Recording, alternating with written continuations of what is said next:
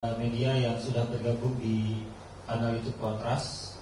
Adapun konversi kita pada siang hari ini adalah kami akan menginfokan begitu terkait perkembangan advokasi yang sedang berjalan terhadap kasus Afif Maulana, peristiwa tragedi Kuranji pada medio 9 Juni 2024 lalu. Di sini sudah ada tim kuasa hukum yang tergabung dalam tim advokat anti penyiksaan. Di sebelah kiri saya ada Kak Ibira Suryani, beliau dari Direktur LBH Padang. Lalu di sebelahnya ada Andri Yunus dari Komisi untuk Orang Hilang dan Korban Tindak Kekerasan atau Kontras. Dan yang paling ujung ada Bang Arif Maulana dari YLBHI. Mungkin langsung saja forum akan saya berikan kepada narasumber yang akan menyampaikan kepada kita semua perihal proses advokasi yang sedang berjalan dan juga perkembangannya begitu. Mungkin langsung saja kepada Kak Indira atau Andri dulu. Kepada Andri, dipersilakan. Baik, terima kasih Kak Mirya. Teman-teman, perkenalkan kami, saya Andri Yunus dari Kontras. Sebelumnya terima kasih ya kepada rekan-rekan untuk hadir dalam kegiatan peliputan perkembangan advokasi kasus Afif Maulana. Setidaknya kami sampaikan bahwa pada Senin 5 Agustus kemarin kami melakukan rapat dengar pendapat umum dengan Komisi 3 Dewan Perwakilan Rakyat. Adapun maksud dan tujuan kami adalah sebagai warga negara yang taat terhadap konstitusi mengadukan dan tindakan dari pihak kepolisian yang tidak profesional dalam penanganan kasus Afif Maulana. Gitu. Dalam pertemuan tersebut, selain keluarga dan juga tim advokasi perwakilan Jakarta dan Padang turut hadir, di tengah diskusi Komisi 3 kemudian memerintahkan masuk jajaran Polda Sumbar begitu, dan langsung dimintakan mengenai surat permohonan ekshumasi dan otopsi ulang, yang mana hal tersebut sudah hampir 2 bulan kami perjuangkan gitu, melalui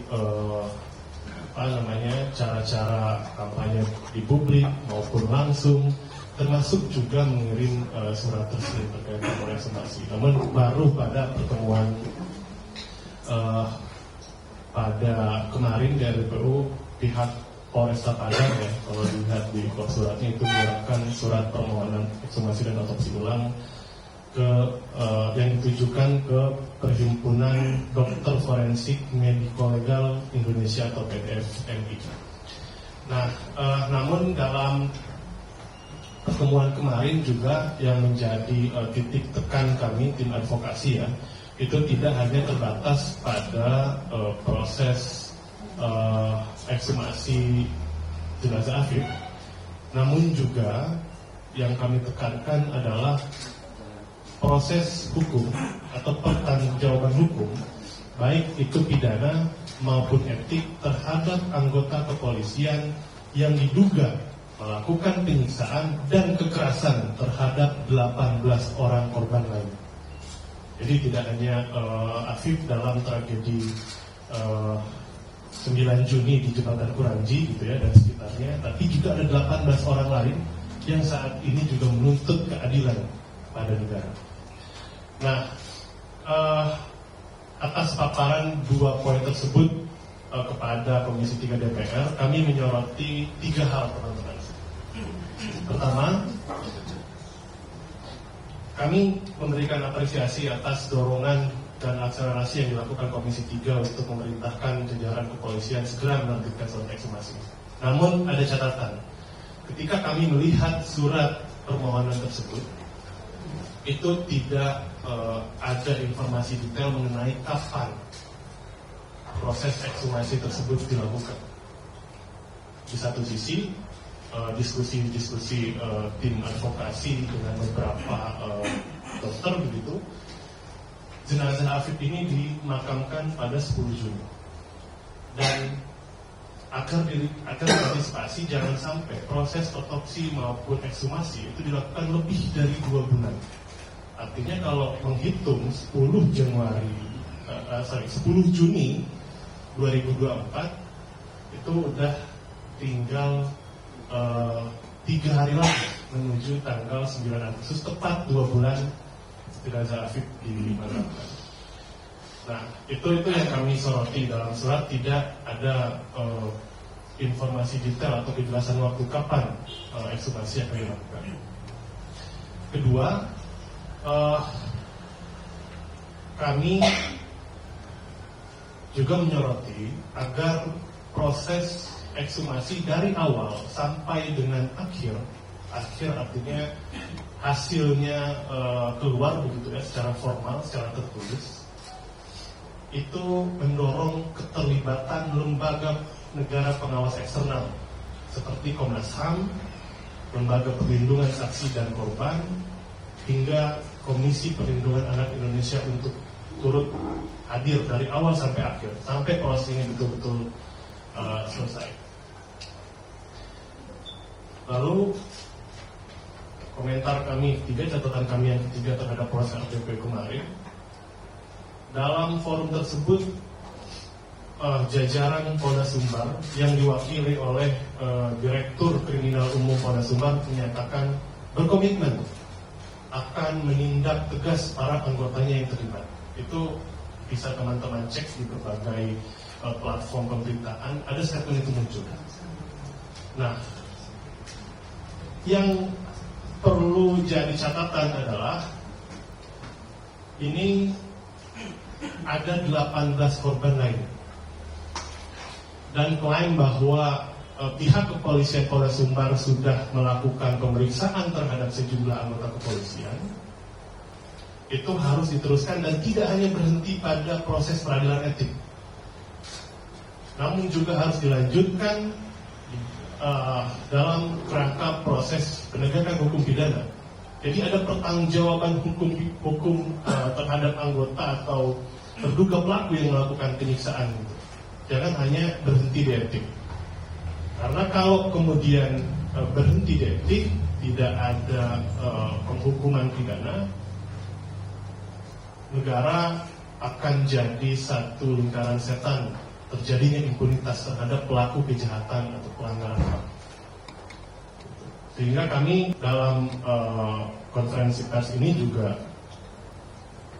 menyambut baik gitu ya statement dari Dirkrimum Polda Sumbar, tapi tidak hanya sampai statement di DPR saja yang bisa diawasi oleh DPR, namun juga harus diimplementasikan, dilaksanakan dengan komitmen yang tinggi untuk memberikan penghukuman terhadap anggota kepolisian yang melakukan penyiksaan dan kekerasan terhadap kawan-kawan Afif lain.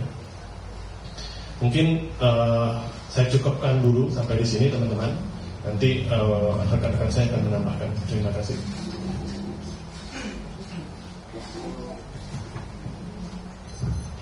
Baik, terima kasih Saudara Andi. Jadi tadi kita sudah diinfokan bagaimana bahwa akhirnya pihak Polda merespon permintaan ekshumasi yang sudah diajukan oleh tim kuasa hukum gitu. Namun memang dalam suratnya itu kami masih menemukan beberapa kejanggalan dan juga kami masih menyoroti beberapa pernyataan disampaikan oleh perwakilan dari Polda Sumatera Barat dalam rapat atau RPPU yang dilaksanakan pada hari Senin lalu begitu. Itu yang terus kami soroti dan terus kami kawal agar proses hukum yang berjalan itu berjalan secara transparan dan juga akuntabel. Mungkin langsung saja selanjutnya ke Kak Indira begitu perihal proses advokasi yang sudah berjalan dan sedang ditangani oleh terhadap kasus Afif ini. Selanjutnya Kak Indira disilakan. Selamat pagi kawan wartawan semua. Terima kasih sudah hadir di kegiatan konferensi pers pada pagi hari ini. Mewakili dari keluarga Afif, saya berterima kasih buat semua kawan media yang selalu mengawal kasus ini, dan yang beberapa hal yang ingin saya kemukakan di dalam konferensi pers ini adalah bahwa sebenarnya sejak 1 Juli lalu keluarga sudah berjuang untuk mendesak agar ada ekshumasi terhadap jenazah tes. Dan ini pertama kali dimunculkan di kantor Komnas HAM, di depan komisioner dan keluarga dimintai persetujuannya apakah bersedia ketika jenazah diekshumasi atau tidak, dan saat itu ada perwakilan ibu, ayah dan pamannya mengatakan bersedia untuk melakukan ekshumasi demi pengungkapan kebenaran kasus Afif Maulana. Dan kemudian hampir 1 bulan lebih perjuangan itu dan hampir di ujung-ujung masa tenggang untuk proses ekshumasi ya, karena kan kita bukan hanya melihat situasi tulangnya tetapi juga jaringan lainnya yang kemungkinan sudah rusak. Kalau lebih parah lagi bisa lebih rusak karena kondisi waktu dan juga lamanya penguburan. Dan sebenarnya sejak awal dari 12 Juni itu KPAI sudah mendesak sebenarnya melalui surat ke Kapolri untuk melakukan ekshumasi. Tetapi jujur saja teman-teman, saya sebagai pendamping hukum merasa bahwa pemberitaan di media yang waktu itu sangat kuat mendorong itu statement-statement itu tidak berbanding terbalik dengan apa yang kami rasakan di Padang. Begitu sangat sulit bagi kami saat itu meminta persetujuan ekshumasi itu agar kasus ini ekshumasinya bisa pro justisia atau dijadikan untuk proses hukum di kepolisian. Nah, kami sempat mencari-cari beberapa dokter forensik agar melakukan forensik secara ekshumasi secara independen, dan bahkan waktu itu keluarga sudah mengatakan dia siap untuk independen walaupun itu tidak bisa pro justisia. Dan karena alhamdulillah karena RDPU ini kemudian kepolisian bisa memberikan persetujuan itu. Dan kami sangat mengharapkan ini segera dilakukan ekshumasi oleh PDMI, Persatuan Dokter Forensik Legal Indonesia, dan kami sangat mengharapkan beberapa hal, bagaimana kemudian tidak dilibatkan lagi kedokteran yang berafiliasi dengan kepolisian. Kami sangat mempertimbangkan itu karena memang rasa yang tidak nyaman dan tidak trust di awal yang dimunculkan oleh kepolisian terhadap keluarga Afif dan juga kami sebagai pendamping hukum. Defensif yang berlebihan sehingga membuat kami banyak kecurigaan yang muncul. Sehingga penting untuk meng-highlight bagaimana dokter forensik tidak terafiliasi dengan kepolisian, dan jujur saya tidak menginginkan dokter forensik awal yang forensik Afif juga dilibatkan dalam tim itu. Kita tahu namanya Dr. R, dan ada beberapa hal menurut saya agar ini independen dan sebagainya tidak dilibatkan dokter yang sama dalam proses ekshumasi Afif Maulana ketika otopsi tanggal 10 Juni lalu. Yang kedua yang ingin saya sampaikan juga bagaimana kemudian proses ekshumasi ini melibatkan semua lembaga negara. Ada Komnas HAM, ada KPAI, dan ada Komnas Perempuan yang kita kenal dalam KN HAM yang fokus untuk isu penyiksaan, apalagi ini penyiksaan terhadap anak, untuk segera proaktif dan mengambil langkah-langkah tepat dalam proses ekshumasi ini, terutama dalam proses pengawasannya. Dan kemudian beberapa hal yang menurut saya juga penting dalam proses ini adalah dukungan semua pihak agar ini terbuka dan transparan. Itu menjadi penting untuk kita semua agar kemudian hal ini berjalan dalam lingkupan mata publik secara terang benderang. Itu yang kami sangat harapkan. Dan kemudian juga teman-teman semua, saya juga mengumpulkan jangan lupakan 18 orang lainnya. Tragedi Kuranji 9 Juni lalu ada satu anak yang meninggal namanya Afif Maulana, dan ada 18 orang lainnya, 11 orang anak dan 7 orang dewasa, paling tua umurnya 21 tahun, juga menjadi korban penyiksaan di kasus tersebut. Dan kita tidak boleh melupakan mereka. Dan bahkan kami mendapat informasi ada satu laporan polisi atas nama anak K yang dilaporkan ke kepolisian, tetapi kasusnya masih mandek. Dan kami, saya ingin semua pernyataan di media yang dikatakan oleh teman-teman kepolisian, baik itu Kapolda, Kabid Humas, kemarin juga di Reskrim, itu benar-benar diseriusi, jangan hanya di media. Jujur, saya sudah cukup capek sebagai pendamping kasus ini dan berjuang untuk 18 orang lainnya. Apa yang diberitakan di media bukan itu yang kami dapatkan dalam faktanya, teman-teman. Teman-teman harus tahu itu. Misalnya kami diminta, oh ya oke, sumasi dan surat persetujuan baru kemarin diberikan begitu. Jadi apa yang diberitakan di media, mohon itu juga yang sampai ke kami, yang juga dikerjakan dalam keadaan realnya gitu. Saya coba katakan ke teman-teman, sejak tanggal 27 Juni itu kami desak Polresta Padang di unit Jantandras, kami main kucing-kucingan dengan polisi untuk pastiin soal persetujuan itu. Bayangkan, kami sebenarnya sudah merasa cukup tenang ya ketika surat-surat itu muncul dari KPAI, dari Komnas HAM dan lain-lain, tetapi itu tidak diseriusi oleh kepolisian. Tetapi ketika teman-teman media bertanya, boleh silahkan, tapi ternyata nggak gitu yang kami dapatkan. Dan mohon pimpinan-pimpinan yang di atas, Kapolda Sumbar, Kapolres dan sebagainya, kalau mengeluarkan statement di media itu dipantau sampai ke bawah, sampai ke anak buahnya gitu. Karena kan tentu saja sebagai rakyat jelata saya sulit untuk mengakses mereka begitu. Dan ini yang kami rasakan. Dan saya juga mohon kepada penyidik, ini permintaan sederhana dari rakyat biasa seperti saya, tolong berikan dulu salinan otopsinya dan berita acara otopsinya kepada kami, supaya kami bisa mempelajari itu sebelum ekshumasi. Tolong berikan, itu penting sekali buat kami. Sejak 26 Juni 2024 di hari anti penyiksaan kami aksi di depan Polda Sumbar jam 6 sore. Polda Sumbar menjanjikan 2 hal kepada kami, salinan otopsi dan salinan CCTV Polsek Kuranci. Berikan ke kami segera.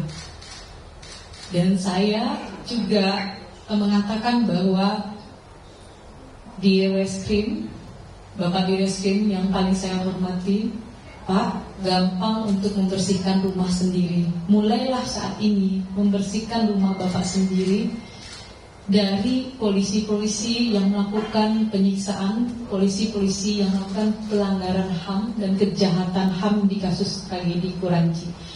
Kami tunggu komitmen clearnya. Dalam 1 minggu tidak kami temukan komitmen jelasnya, tidak ada laporan polisi model A, maka kami sebagai pembela HAM yang akan melaporkan kasus itu ke kepolisian Polda Sumbar. Bersih-bersih penjahat HAM, bukan yang berbaju coklat. Saya pikir seperti itu saja respon saya kembalikan kepada moderator. Baik, terima kasih Kak Indira. Setidaknya dari apa yang disampaikan oleh Kak Indira tadi, kita bisa merangkum 3 poin utama begitu ya.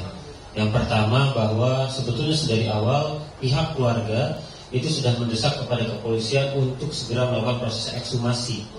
Namun setelah hampir 1 bulan lebih, baru hal tersebut direspon oleh Polda itu pada hari Sabtu lalu. Lalu yang kedua juga, tim kuasa hukum itu mendesak agar pertama, bahwa dokter yang pertama memeriksa atas nama Dr. R tersebut tidak kembali dilibatkan dalam proses ekshumasi yang akan dilakukan. Lalu yang kedua, agar ada pengawasan dari lembaga eksternal negara seperti Komnas HAM, KPAI dan LPSK begitu, ataupun juga dokter forensik independen yang juga dilibatkan dalam proses ekshumasi nanti. Dan yang terakhir mungkin perihal adanya perbedaan atau statement disampaikan oleh pihak kepolisian yang ternyata hal tersebut justru sebetulnya tidak pernah nyata dibuktikan oleh pihak kepolisian sendiri. Itu mungkin poin-poin yang tadi disampaikan oleh Kak Indira. Mungkin terakhir kesempatan akan saya berikan ke Mas Arief Maulana dari YLBHI perihal proses ekshumasi atau pengajuan ekshumasi yang sudah disampaikan oleh tim pendamping hukum. Mungkin langsung saja Mas Arief dipersilahkan.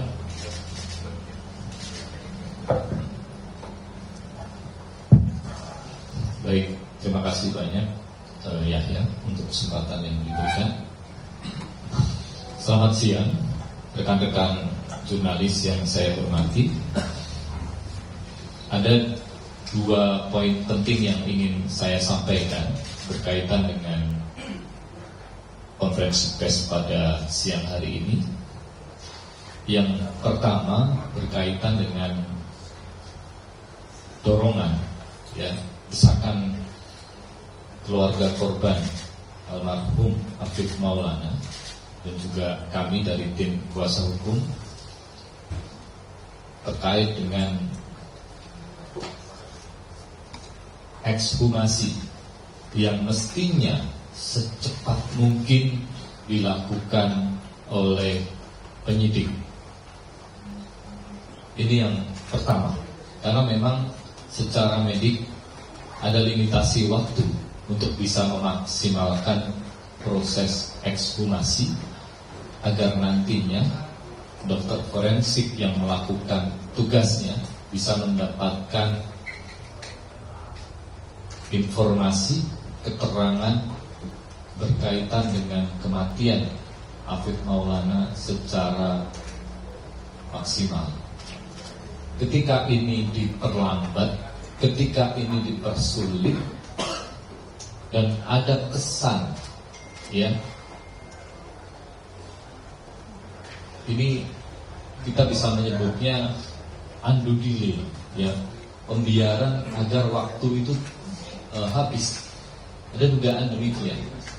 Ini sama halnya sebetulnya ada indikasi upaya menghilangkan proses pembuktian berkaitan dengan apa sebenarnya penyebab kematian Afif Maulana.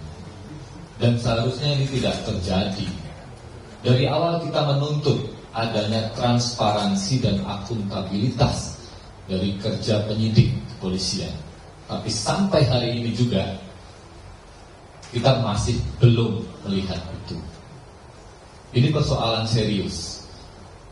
Dan kalau kita coba tengok di 2 Juli, 3 Juli, Kapolri menegaskan akan transparan, dan meminta pelibatan pihak eksternal dalam proses ekshumasi. Itu sudah 1 bulan yang lalu, lebih bahkan. Sampai hari ini ekshumasi tidak terjadi. Dan yang lebih memprihatinkan, ada perintah dari Kapolri kepada Bareskrim, Itwasum, termasuk Propam, untuk melakukan proses pemeriksaan terhadap penyidik Polda di Sumbar. Apa hasilnya sampai hari ini? Apakah teman-teman sudah ada yang mendapatkan kabar? Apa hasilnya? Tidak ada hasil. Kita menuntut Kapolri, mana janjinya?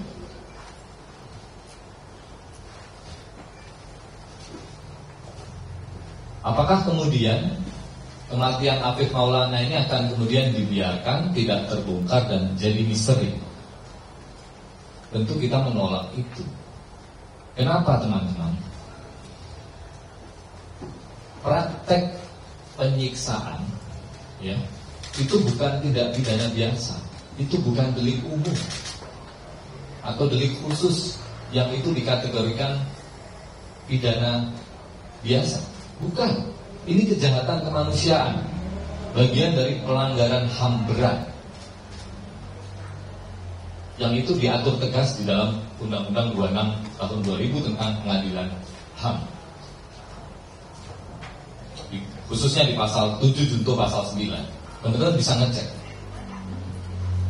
Tapi kita tidak melihat negara, khususnya para penegak hukum,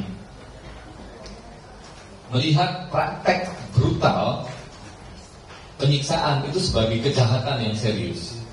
Dan yang mengerikan, kawan-kawan semua, tragedi penyiksaan ini terus berulang dan siapapun bisa kena.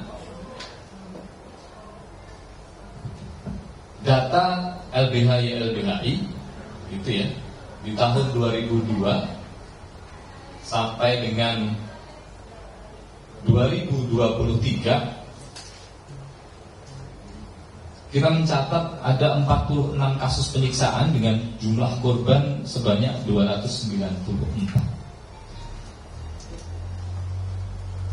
Belum kasus yang lain, pembunuhan di luar proses hukum di 2020 sampai 2023 ada 24 korban extrajudicial killing. Belum lagi teman-teman kontras, datanya lebih banyak. Pertanyaannya, apakah kasus-kasus demikian akan terus dicatat sebagai angka? Padahal ini nyawa, satu nyawa itu sangat berharga, tidak bisa dibeli dimanapun nyawa. Dan yang mengerikan, jarang melihat kasus penyiksaan ini seperti mainan, tidak serius gitu. Kita bisa bandingkan sebetulnya ya, kasus ekshumasi yang lain. Mungkin yang masih kita ingat ada kasus Siono dulu di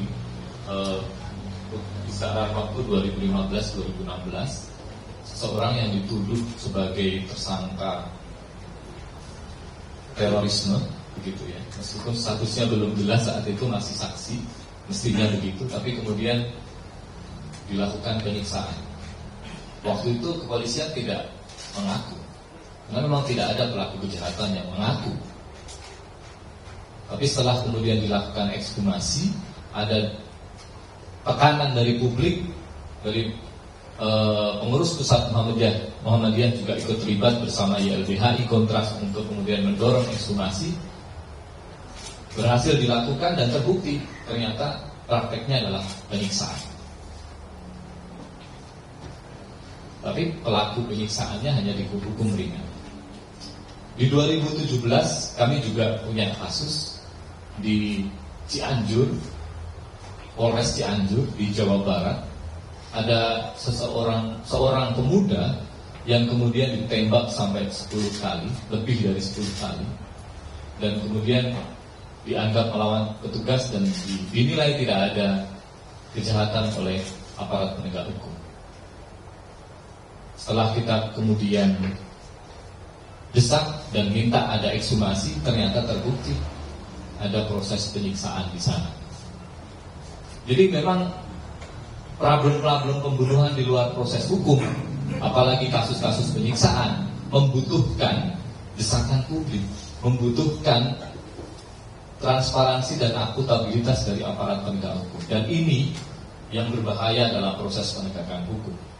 Ketika pelakunya adalah aparat penegak hukum, kepolisian, sementara kita harus mengadu juga ke kepolisian, ada praktek-praktek pola-pola umum dipersulit. Ya. Kalau tidak ada tekanan publik yang kuat, ya tidak akan kemudian dibongkar. Ya. Dan ini yang memprihatinkan. Ada diskriminasi dalam penegakan hukum, ada ketidakadilan. Dan ini diakibatkan oleh ketiadaan pengawasan terhadap kepolisian yang betul-betul bisa memastikan transparansi dan akuntabilitas, profesionalitas, integritas. Ini persoalan kita. Dan ini tidak boleh terjadi dan terus-menerus terjadi. Terakhir, kami juga mencatat beberapa tahun tidak lama kemarin ada korban pembunuhan di luar proses hukum, terjadi penyiksaan, dan yang menarik anak polisi di Makassar. Dan sampai hari ini prosesnya juga belum tuntas. Jadi teman-teman, kasus penyiksaan bisa terjadi pada siapapun. Dan kalau kemudian kasus Afif ini tidak kita lihat sebagai persoalan kita bersama, masalah kemanusiaan bangsa ini, ya kasus-kasus serupa akan terus terjadi. Apalagi tidak ada reformasi terhadap kewenangan kepolisian yang begitu besar dalam hal penyelidikan, penyidikan, khususnya upaya paksa, menangkap orang, menahan orang, menggeledah orang, menyita orang, ya, tanpa kemudian pengawasan yang benar-benar bisa dipertanggungjawabkan. Oleh karenanya, sekali lagi kami menuntut janji Kapolri yang sudah kita catat bersama, kita bisa baca, kita bisa cek di media, untuk kemudian segera melakukan ekshumasi dan memproses kasus ini dengan benar, jujur, adil, sehingga korban betul-betul mendapatkan keadilan. Jangan sampai kemudian yang kita pahami seringkali polisi melindungi polisi, ya, itu terjadi. Tidak boleh ada diskriminasi penegakan hukum. Kita semua sama di depan hukum, dan itu harus ditunjukkan oleh aparat penegak hukum. Itu yang pertama. Yang kedua, teman-teman, tadi Andri dan juga II gitu ya, dari tim kuasa hukum, kami sudah menegaskan bahwa persoalan khususnya kasus Afif Maulana di Sumbar ini bukan hanya kasus Afif, ada korban-korban lainnya, ada 18 orang yang kemudian menjadi korban penyiksaan, dan itu sudah diakui oleh Polda Sumbar. Sudah ada pemeriksaan oleh Kompolnas, disundut rokok, dipukuli, diinjak, ditendang, ditelanjangi, bahkan ada kekerasan seksual. Sekali lagi, itu kejahatan kemanusiaan. Itu bukan tindak pidana biasa.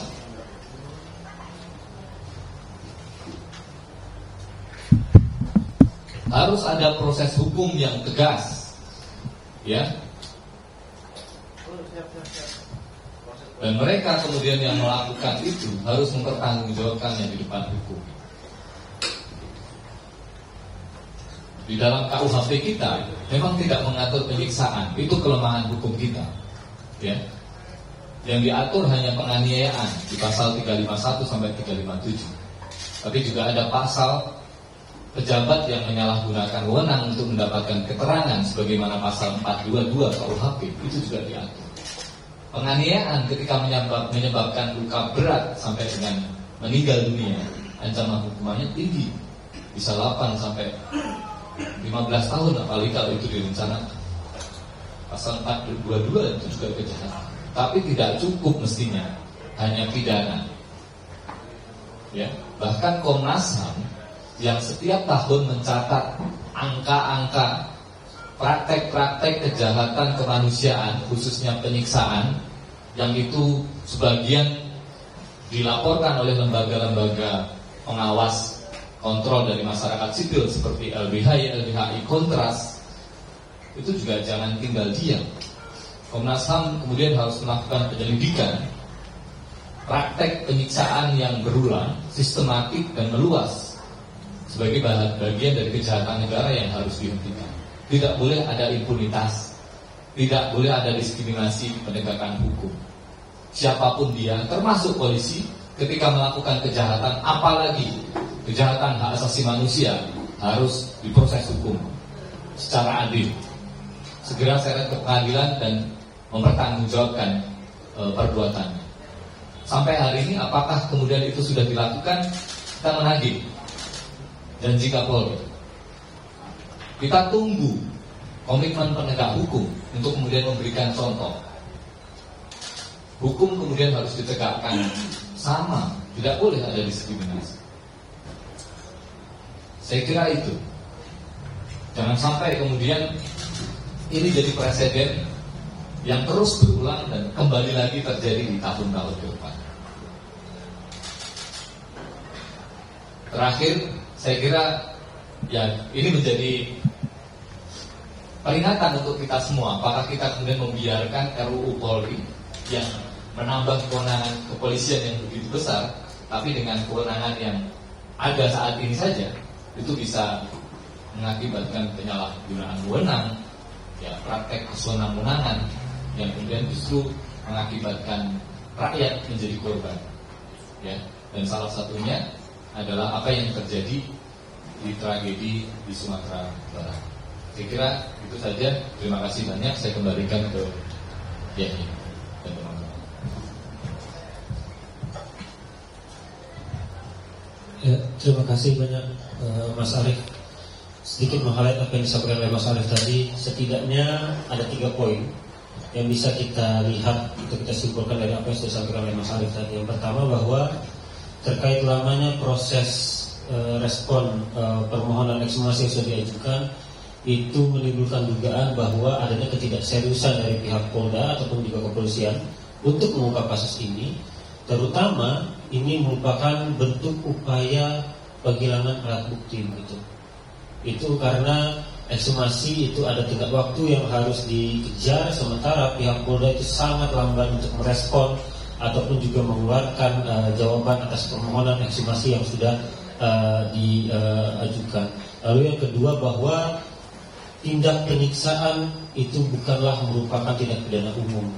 Itu termasuk ke dalam sebuah atau suatu pelanggaran HAM yang juga pelanggaran HAM berat yang diatur dalam Undang-Undang 26 tahun 2000.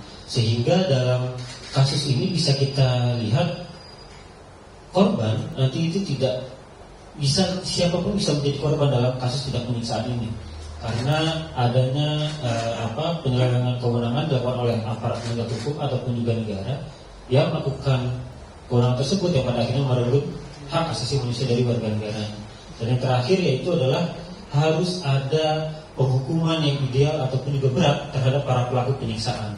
Ini dimaksudkan agar dapat memberikan efek jera ataupun juga memutus rantai impunitas yang selama ini menggerogoti negara kita. Gitu. Banyak kasus-kasus penyiksaan sebelumnya yang pada akhirnya justru para pelakunya itu dihukum ringan. Nah, jangan sampai pada kasus Afif ini peristiwa tersebut itu kembali terulang. Itu mungkin tadi beberapa paparan yang sudah disampaikan oleh kuasa hukum dari Afif Maulana yang tergabung dalam tim advokasi anti penyiksaan yang dipimpin oleh LBH Padang, Kontras, YLBHI dan juga teman-teman lainnya. Terakhir, sebelum konferensi ini saya tutup, saya kembali akan menyerahkan mic ini kepada Andri untuk dapat membacakan desakan ataupun juga dorongan atas upaya advokasi yang sudah dilakukan. Kembali saya persilakan kepada Andri. Ya, baik teman-teman. Menghadiri kegiatan konferensi pers hari ini, kami tim advokat anti penyiksaan menyatakan 4 desakan kepada berbagai pihak. Pertama, kepada PDF MI untuk melaksanakan ekshumasi dan otopsi ulang secara independen serta menggunakan alat kesehatan yang steril dari intervensi pihak kepolisian. Kedua, dalam proses ekshumasi agar melibatkan keluarga korban almarhum Afif, pendamping hukum dan dokter independen yang ditunjuk oleh keluarga dalam proses awal ekshumasi hingga berakhir pada otopsi ulang. Ketiga, Komnas HAM, LPSK, KPAI, Komnas Perempuan, dan Kementerian Perempuan dan Anak untuk terlibat secara independen dan proaktif melakukan pengawasan proses ekshumasi dan otopsi ulang terhadap almarhum Afif Maulana, sekaligus menjamin perlindungan saksi dan korban serta pendamping hukum. Keempat, Kapolda Sumatera Barat untuk menjalankan proses penyelidikan secara cepat dan transparan, termasuk melakukan proses hukum baik pidana maupun etik terhadap anggota kepolisian yang terlibat dalam tindakan penyiksaan dan kekerasan terhadap almarhum Afif dan 18 korban lainnya, serta memberikan hasil otopsi awal dan visum et repertum almarhum Afif kepada keluarga dan tim pendamping. Jakarta, 6 Agustus 2024, atas nama tim advokat anti penyiksaan. Sekian dan terima kasih. Ya, baik. Terima kasih sebelumnya kepada Kak Indira, Andri dan juga Mas Arief atas kehadirannya dan juga menyampaikan pemaparan terhadap proses advokasi almarhum Afif Maulana. Mungkin itu saja kegiatan konferensi pers kita pada hari ini. Kembali saya ucapkan terima kasih yang sebesar-besarnya terhadap teman-teman media yang sudah hadir secara langsung ke kantor Kontras, ataupun juga kepada rekan-rekan media yang tergabung di ataupun juga yang menghadiri melalui kanal YouTube. Kurang lebihnya saya mohon maaf. Bila taufiq wal hidayah. Assalamualaikum warahmatullahi wabarakatuh. Selamat siang teman-teman semua. Ya, keluarin enggak?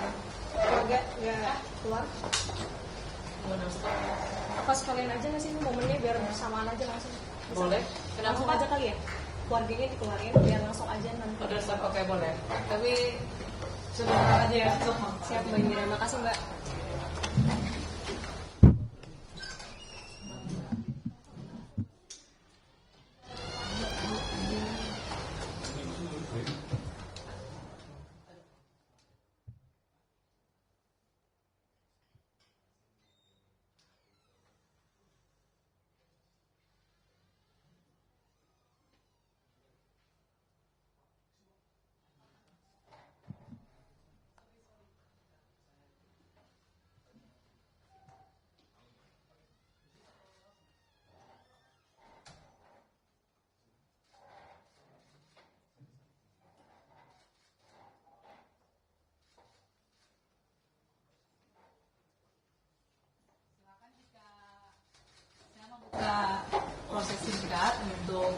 konsultasi dengan dokter dengan keluarga. Apakah ada pertanyaan dari kawan media? Silakan Kak. Oke, perkenalkan Mbak Mas, saya Nanda dari Kompas TV. Sebenarnya ada banyak pertanyaan dari saya untuk Simak Podcast dan juga keluarga.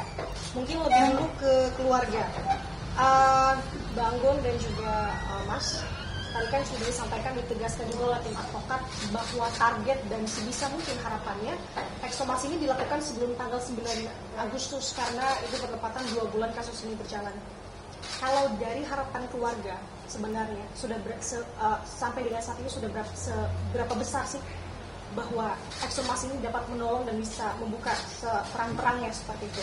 Nah, tadi juga disampaikan oleh Mbak Indira terkait dengan tim PDFMI juga yang sudah ditunjuk untuk melakukan forensik. Apakah dari pihak keluarga akan menerjunkan tim independen untuk khususnya di forensik selain tadi ada pendampingan dari dokter dan lain sebagainya, khususnya di forensik sendiri ya. Nah, Mbak Indira ini lebih ke Mbak Indira sekarang terkait dengan kasus 18 orang dari kasus yang serupa ini, update-nya seperti apa Mbak? Apakah dari 18 orang itu ada kasus yang parahnya serupa dengan Afif tapi tidak terpublik atau tidak terkuak seperti itu ya? Dan seperti apa Mbak bisa Mbak sampaikan terkait dengan update-nya? Terima kasih. Oh Mas, izin satu lagi pertanyaan tambahan. Harapannya tadi tanggal 9 Agustus dan secepatnya ekshumasi ini bisa dilakukan. Tapi seumpama jika memang ternyata alot dan masih belum jelas terkait dengan waktu pasti kapan ekshumasi ini akan dilakukan sebelum tanggal 9, apa yang akan pihak keluarga lakukan dan tim advokat lakukan? Terima kasih. Ya, assalamualaikum warahmatullahi wabarakatuh. Untuk ekshumasi ini jelas kami keluarga sangat berharap dilakukan secepatnya. Karena ini kan udah mau masuk 2 bulan dan takutnya kondisinya bukti di badannya makin hilang gitu kan. Jadi kami berharap untuk ekshumasi ini kami keluarga kuasa hukum dapat melihat proses itu dan dokter independen juga ikut terlibat di dalamnya agar bisa menjelaskan kepada kami dan kami percaya dengan penjelasan itu. Dan karena proses otopsi yang kemarin kami dihalang-halangi untuk melihat, kami dicurangi dengan memberikan cuma selembar kertas kematian kosong. Karena itu kami untuk ekshumasi nanti berharap dokter yang melakukan ekshumasi itu benar-benar bisa dipercaya dan bebas dari campur tangan pihak manapun. Itu harapan kami untuk ekshumasi dan benar-benar berharap dilakukan secepatnya. Dan kalau seandainya prosesnya alot, itu mungkin kami akan serahkan kepada kuasa hukum gimana caranya supaya bisa dipercepat lagi. Terima kasih. Terima kasih Mbak atas pertanyaannya. Pertama, kami sebenarnya saya sudah beberapa teman-teman juga berkomunikasi dengan PDFMI secara informal. Pagi ini kami sudah dari kemarin kami sudah berkomunikasi dan minta PDFMI mengirimkan ini ya informasi akurat kapan jadwal dan itu sedang diproses sama PDFMI. Dan kami juga dimintai untuk bertanya apakah ada di sekitar kuburan Afif tempat yang cukup lebar untuk melakukan ekshumasi, kemungkinan ekshumasi dilakukan di tempat terbuka begitu. Dan ini sebenarnya langkah maju yang kami lihat dan kami memang tetap berkomunikasi dengan PDFMI terkait ini, termasuk ingin juga mendapatkan informasi dengan PDFMI kapan akan dilakukan dan siapa tim dokternya karena kita ingin memastikan hal itu. Dan kemudian jika tidak juga saya pikir apakah sehopeless itu Republik ini jujur kalau misalnya itu masih berlama-lama, kalau memang sehopeless itu mungkin cara-cara yang di luar kendali yang bisa kami lakukan, misalnya memang meminta PPP dan sebagainya. Tetapi saya mau menutup dulu kemungkinan itu karena bagi saya ini langkah maju sejak 1 Juli lalu. Bagi kami ini sudah sedikit terang tentang ekshumasi ini karena sudah dapat, dan PDIWMI juga sudah menanyakan banyak hal-hal teknis kepada kami ya secara informal gitu. Dan untuk kejadian yang terhadap 18 orang sebenarnya kami mengetahui ada 1 laporan polisi atas anak P yang dilapor juga ke Polresta Padang. Dan ini kasusnya kalau nggak salah masih penyelidikan ya, dan kami juga mendapat informasi itu karena kami berupaya untuk menjangkau 18 lainnya. Walaupun ada beberapa yang belum memberikan kuasa ke LBH Padang, tetapi karena mereka banyak anak, maka kami komitmen penuh dari Pembela HAM untuk memastikan hak anak begitu. Karena kewajiban bersama untuk melindungi anak, bukan hanya kewajiban misalnya kuasa hukum, tetapi siapapun yang mengetahui ada kejahatan terhadap anak, maka wajib untuk melakukan tindakan apapun untuk pelindungannya, untuk melindungi hak-hak anak. Nah, dari ini sebenarnya kami 26 Juni itu untuk melakukan pengamanan terhadap kontrkriminalisasi akibat pernyataan trial by the press Kapolda Sumbar. Kami melaporkan dugaan pelanggaran penyiksaan itu terlebih dahulu ke Propam. Proses Propam sudah berjalan dan kemungkinan mungkin Propam Polda Sumbar akan melakukan sidang ya di bulan Agustus ini, pertengahan atau akhir. Karena kami sudah diburu-buru juga oleh Propam untuk menghadirkan saksi, dan ada 1 saksi lagi yang lokasinya agak jauh untuk ditemukan begitu. Tetapi yang kami belum lihat adalah ini ada laporan Propam, itu Reskrim Kapolda sudah mengeluarkan pernyataan, tapi Reskrim itu belum memproses kasus itu gitu. Teman-teman mungkin bertanya, kenapa nggak LBH Padang aja laporin kasus itu? Ini ada sedikit kerumitan di SPKT teman-teman. Jadi ketika kita melaporkan kasus dan kita tidak tahu siapa pelakunya, maka kemungkinan laporan kasus kita itu tidak jadi LP tapi jadi Dumas yang jangka waktunya 6 bulan. Nah, ini pengalaman kami begitu. Kami tahu bahwa 18 orang lainnya ini memang jadi korban. Ada yang disetrum, ada yang disulut rokok, ada yang dapatnya bermacam-macam ya. Dia disetrum juga, dia disulut rokok juga, begitu dia ditelanjangin juga gitu. Tetapi kan anak-anak ini dan teman-teman tidak tahu siapa pelakunya, tetapi dia tahu wajahnya.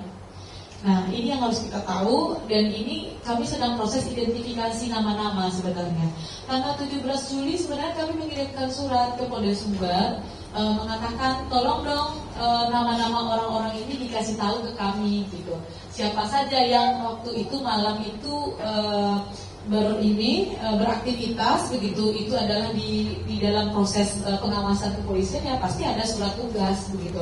Dan kami juga meminta foto, jadi nama berdasarkan foto, tetapi itu tidak diberikan oleh Polda Sumbar dengan alasan itu dikecualikan karena prosesnya dari penyelidikan dan penyidikan, sehingga kami merasa dihambat begitu untuk mencari tahu nama sebenarnya pelaku gitu. Karena teman-teman ini hanya bisa mengidentifikasi dengan wajah teman-teman. Dia tidak tahu nama waktu itu gitu. Dan jujur memang satu hal yang cukup memperlambat kami adalah kondisi korban yang traumatik. Ini traumatik, anak-anak merasa traumatik, dan bahkan kami waktu itu sempat minta dalam proses ini, bahkan proses pemeriksaannya tidak di kantor polisi karena saking traumatiknya begitu. Karena melihat kantor polisi saja, ada polisi saja, itu anak-anak sudah terganggu emosionalnya. Dan untung beberapa kali memang ada di kantor polisi, tetapi sampai saat ini banyak yang pemeriksaannya itu di luar kantor polisi, bahkan pemeriksaan propam dan lain itu di luar kantor polisi. Memang kami merequest itu karena kami melihat bahwa situasinya tidak memungkinkan untuk korban. Dan hal-hal inilah yang harus benar-benar diseriusi begitu oleh Polda. Bagaimana dalam proses ini dia membuat korban nyaman dan tidak ada rasa ketidaknyamanan begitu, karena bagaimanapun mereka sudah melihat kekerasan itu dari orang yang berbaju sama, dan itu akan menghasilkan traumatik. Dan kemudian tidak hanya itu, kekerasan itu juga, penyiksaan kekerasan itu juga terjadi di kantor polisi. Jadi pikiran para korban tentang seragam polisi dan kantor polisi itu sudah membekas secara emosional begitu. Sehingga itu yang kami lakukan.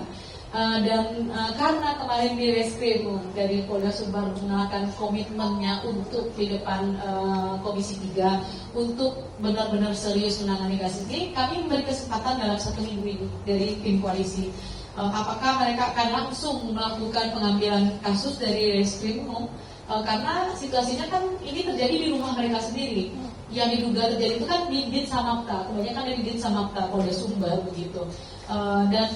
Sudah saatnya mereka memang tidak hanya prosesnya etik. Saya jujur nggak mau kasus 18 orang itu ataupun apa itu berakhir dengan etik ya. Tetapi memang dengan proses penegakan hukum, pidana umum gitu. Karena menurut saya tidak ada gunanya untuk melakukan hal tersebut. Masa kita membiarkan polisi melakukan hal-hal jahat begitu, itu sangat tidak benar secara hukum, secara asasi manusia ataupun teori apapun begitu. Saya pikir begitu saja dulu respon saya, terlalu banyak dan saya silakan juga mungkin Mbak ada pertanyaan lainnya atau kita bisa lempar ke teman-teman yang lain. Yang lain dulu nih Mbak. Silakan jika ada pertanyaan lain ke keluarga. Apakah ada? Oke, saya pikir terima kasih untuk teman-teman, semangat terus Kakak Agun dan Bang Nal, dan ini langkah maju buat kita. Semoga ekshumasi bisa membantu pengungkapan kebenaran dan keadilan kasus Habib Maulana dan 18 orang lainnya. Saya pikir begitu saja, terima kasih, assalamualaikum warahmatullahi wabarakatuh.